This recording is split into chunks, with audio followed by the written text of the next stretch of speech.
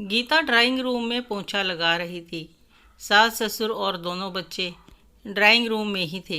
इतने में गर्मा गर्म चाय लो बोलते हुए हाथ में चाय की ट्रे लेकर गीता के पति सतीश ने ड्राइंग रूम में प्रवेश किया। गीता को अपनी आंखों पर विश्वास नहीं हुआ। यह क्या, इन्होंने चाय बनाई? असंभव, क्योंकि शादी को 12 साल हो गए, लेकिन आज तक उसने सतीश को चाय बनाते नहीं देखा था। चाय बनाना तो बहुत दूर की बात थी, वे तो सोकर उठते थे तो कभी अपनी चादर तक तह नहीं करते थे। सतीश, तुमने चाय बनाई? सासू माँ ने हैरानी से पूछा। हाँ माँ, ज़रा पीकर बताओ कि कैसी बनी है। हे भगवान, ये मैं क्या देख सुन रही हूँ। गीता, तुझे ज़रा सी भी लाज शर्म है कि नहीं? तुझसे अगर चाय नहीं बन पा रही थी तो मुझे कह देती, अभी तो मेरे हाथ पैर सलामत है, मैं ही बना लेती। ये आजकल की बहुएं भी बिल्कुल कामचोर होती हैं, और लाज शर्म तो जैसे बिल्कुल बेच खाई हो। मुझे देख लो, शादी को 45 साल हो गए, लेकिन मजाल है कभी तुम्हारे ससुर जी से कोई काम करवाया हो। आज तक इन्होंने कभी अपने हाथ से पानी तक लेकर नहीं पिया। मैंने मेरे बेटे से भी कभी काम नहीं करवाया, और तू उससे चाय बनवा रही है। बेचारी गीता की सिट्टी पिट्टी गुम थी। वह मन ही मन सोच रही थी कि आज इनको क्या हो गया है, क्यों बनाई है इन्होंने चाय। अब मेरे सास ससुर मुझ पर बार बार ताने कसेंगे। चाय बनाकर इन्होंने ज़रूर मेरी थोड़ी सी मदद कर दी, लेकिन जितना समय चाय बनाने में लगता, उससे ज़्यादा समय तो मुझे ताने सुनने पड़ेंगे। माँ पापा, बताओ ना चाय कैसी बनी है। गीता, तुम भी आओ, पहले चाय पी लो, बाद में पोंछा लगा लेना, वरना चाय ठंडी हो जाएगी, सतीश ने कहा। सास ससुर का तमतमाया हुआ चेहरा देखकर गीता की पोछा छोड़कर चाय पीने की हिम्मत नहीं हो रही थी। जब सतीश ने दोबारा आवाज़ दी, तब जाकर गीता ने चाय पी। चाय सचमुच बहुत ही स्वादिष्ट थी, पर एक चाय के कारण घर में जो कोहराम मचने वाला था, उसकी कल्पना मात्र से ही गीता डर रही थी। जब चाय के कप लेकर गीता किचन में गई तो सतीश भी उसके पीछे पीछे किचन में गया। गीता ने नाराज़ होते हुए सतीश से कहा, आपको क्या ज़रूरत थी चाय बनाने की? पोछा लगाने के बाद मैं चाय ही तो बनाने वाली थी। अब माँ पापा मुझ पर ताने कसेंगे। Gita, cool down.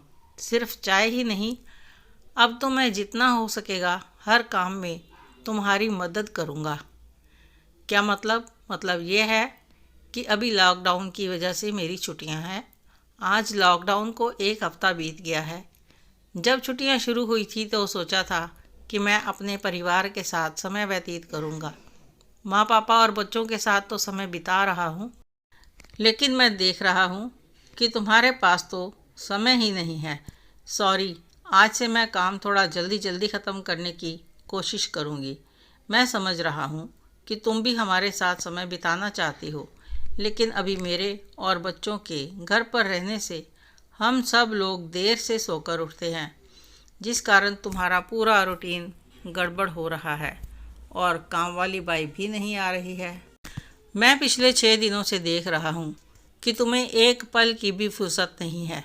रात होते होते थकान के कारण तुम्हारा चेहरा उतर जाता है। सुबह की चाय नाश्ते से लेकर झाड़ू पोंछा, बर्तन, कपड़े, मम्मी पापा की दवा, खाना पीना, मम्मी के घुटनों की मालिश, कितनी ही जिम्मेदारियां हैं तुम पर। अकेले क्या क्या करोगी? इसलिए मैंने फैसला किया है कि जब तक लॉकडाउन है और काम वाली नहीं आ रही है, कम से कम तब तक मैं जहाँ तक हो सकेगा तुम्हारी हर काम में मदद करूँगा। आज नाश्ते के लिए पोहा बना रही हो ना? मैं पोहे के लिए आलू प्याज काट देता हूँ, लेकिन मम्मी पापा क्या सोचेंगे? तुम उनकी चिंता मत करो, उनको मैं समझा दूँगा। ऐसा बोलकर सतीश आलू प्याज काटने लगा। इतने में गीता की सास किचन में आ गई और सतीश को आलू प्याज काटते देखकर आग बबूला होने लगी। वह ज़्यादा कुछ बोलती इससे पहले गीता की ननद का फ़ोन आ गया। सास की आवाज़ सुनाई दी, क्यों, क्या हुआ बेटा, तू रो क्यों रही है? ऐसी आवाज़ सुनकर गीता और सतीश दोनों का ही ध्यान बातचीत की ओर गया।